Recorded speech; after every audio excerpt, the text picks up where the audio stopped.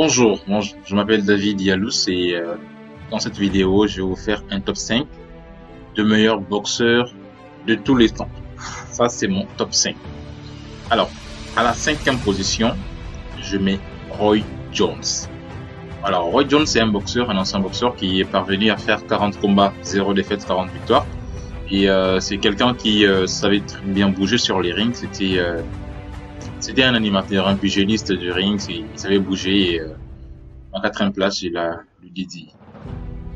Alors la quatrième place, je mettrai Rocky Marciano.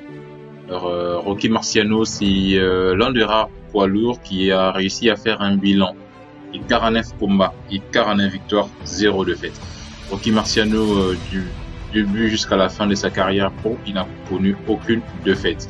Et c'était un grand puncher et il a mis beaucoup de KO. Je pense bien que c'est le deuxième boxeur poids lourd à avoir un ratio de KO très élevé après Deontay Wilder. Alors la troisième position, je mettrai Sugar Ray Leonard. Alors j'ai dû hésiter entre Sugar Ray Leonard et Floyd Mayweather. Je sais que Floyd Mayweather, c'est aussi quelqu'un qui était un bon. Il a fait 50 combats, 0 défaite. Et ça mérite un chapeau bas. C'est aussi un grand champion. Je mettrai les deux à la place. Je mettrai Floyd Mayweather et Sugar Ray Leonard. Sugar Ray Leonard, pourquoi? Parce que c'était quelqu'un qui était très technique. C'était quelqu'un qui était déterminé quand même. Il y a un combat de lui qui m'a fait très mal. C'est celui contre Roberto Duran. Le combat aller où il avait perdu. Et alors, j'ai eu mal de voir cela, mais lors du combat retour, il m'avait tellement impressionné. Il a contraint le grand Roberto Duran à abandonner. Ça, c'était inédit. Et pour cela, Sugar Ray Leonard mérite une place. Il mérite la place avec Floyd Mayweather pour être le seul boxeur pro à avoir fait un ratio de 50 combats, 50 victoires. C'est vrai, Rocky Marciano en a fait aussi la même chose, mais il a fait 49 combats, 49 victoires. Mayweather, lui, il a fait 50 combats, 50 victoires, quand même son dernier combat était avec un boxeur qui n'était pas habitué au ring, mais qui était plus à l'aise dans les octagones. Je parle de Conor McGregor. Voilà. Floyd Mayweather aussi, il mérite cette place, la troisième place. La deuxième place, c'est aussi l'unique et le seul Mike Tyson. Alors lui, c'était un tueur. C'est quelqu'un qui, une fois sur le ring, il ne voyait plus personne. Il n'avait pas de famille, il n'avait pas de parents, il n'avait pas d'amis. Il ne voyait que de proies.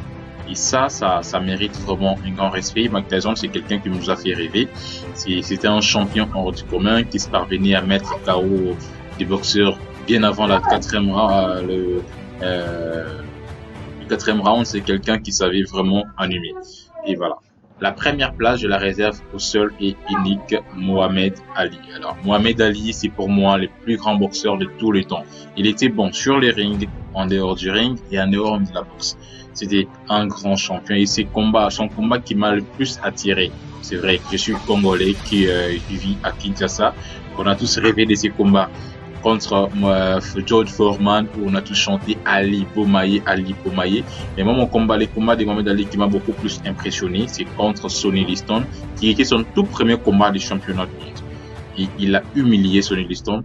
Et Liston, lui qui montait sur le ring pour le mettre rapidement KO, s'est retrouvé en train de mettre des coups violents mais dans les vides. Et ça m'avait vraiment impressionné parce que Ali bougeait il bougeait vraiment, il était très mobile. Et pour moi, c'est le plus grand boxeur de tous les temps et l'un des rares boxeurs à être très dynamique sur les rings. Donc voilà.